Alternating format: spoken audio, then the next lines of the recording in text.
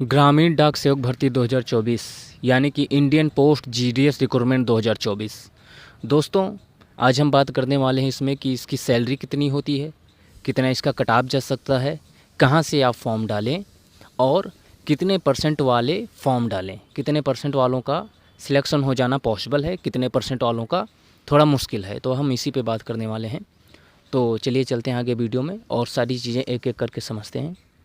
सबसे पहली बात दोस्तों कि कितने परसेंट वाले फॉर्म डालें।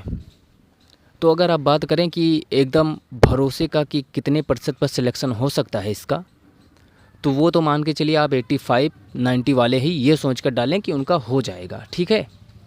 क्योंकि पिछले साल का अगर देखें कट ऑफ कितना गया था, तो 6 लिस्ट देखें, अगर 6वीं लिस्ट तक देखें तो 6वीं लिस्ट आने तक सबका अप्रोक्स मान लो कि 80 के आसपास गया था, ठीक है। फिर वो चाहे भी जिस स्टेट से हो, लेकिन फिर भी कुछ ऐसे सीन थे, कुछ ऐसे बच्चे थे कि जिनका 60 से भी नीचे था और उनका सिलेक्शन हो गया था। अब वो कैसे हो गया था, उनकी किस्मत जाने, ठीक है।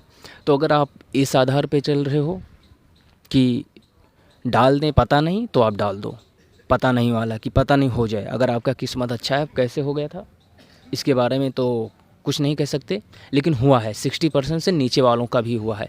लेकिन अगर आप ये मान के चलो कि कट ऑफ जाती कितनी होगी, तो देखो फर्स्ट लिस्ट जो होती है वो 90 के आसपास ही रहती है, 90 से नीचे नहीं आती, ठीक है।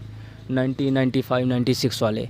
सेकंड लिस्ट होती है वो भी 90 से लेकर और 87, 88 तक, ठीक है। जो थर्ड लिस्ट होती है वो भी 80 के आसपास। मतलब 6-7 लिस्ट जो आती है पूरी, आपको 80 से नीचे तो नहीं मिलेगा। 78 किसी का हो जाता है, वो कैटेगरी ST आती होगी या कुछ, ठीक है। सिर्फ कुछ बच्चों को देखा गया है कि हो जाता है, 1-2 बच्चे ऐसे इतने करके। लेकिन अब हम इसमें बात करने वाले हैं, मेन जो आज का वीडियो था कि क्या हम डालें। तो बिल्कुल आप डालो, क्योंकि किस्मत किसी ने नहीं देखा। आप डालिए, हो सकता है आपका हो जाए। बात करते हैं आपकी सैलरी कितनी होती है, जो इम्पोर्टेंट क्वेश्चन था कई लोगों का कि GDS की सैलरी कितनी होती है। तो जिस पद पर आपकी भर्ती हो रही है उसके लिए आपका जो बेसिक होगा वो 10,000 होगा और सब कुछ जोड़ जाड़ के आपको 14,000 के आसपास मिलेगा। तो यानी 14 से 14,500 के आसपास आपको सैलरी मिलेगा। ये डिपेंड करता है कि आपकी जॉब कहाँ है, ठीक है। मतलब कहीं कहीं 12,000 भी होता है, कहीं कहीं 14,500 तक भी जाता है, ठीक है। तो आपकी जॉब कहाँ है उसके आधार पे आपकी सैलरी होती है।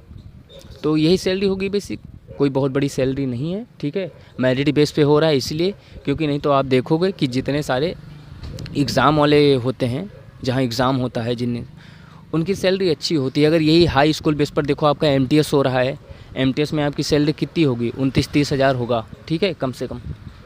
यही आपका हो रहा है, मेरिट बेस पे हो रहा है, तो ऐसे होता है। GDS की सैलरी ज़्यादा नहीं होती है, 12 से 14,500। इसीलिए मैं बार बार समझाता रहता हूँ, बोलता रहता हूँ कि GDS को लेकर इतना परेशान मत हो, ठीक है। कोई इतनी बड़ी जॉब नहीं है GDS की। तो लेकिन जिसको डालना है वो डाल सकते हैं, मेरिट बेस पे है, ठीक है। तो आगे हम फिर वीडियो आने वाली है, क्लास स्टार्ट होने वाली है SSC वाली। तो आप लोग चैनल को सब्सक्राइब कर लो और बने रहो, ठीक है। फिर मिलते हैं अगले वीडियो में। अपना ख्याल रखिएगा। जय हिंद।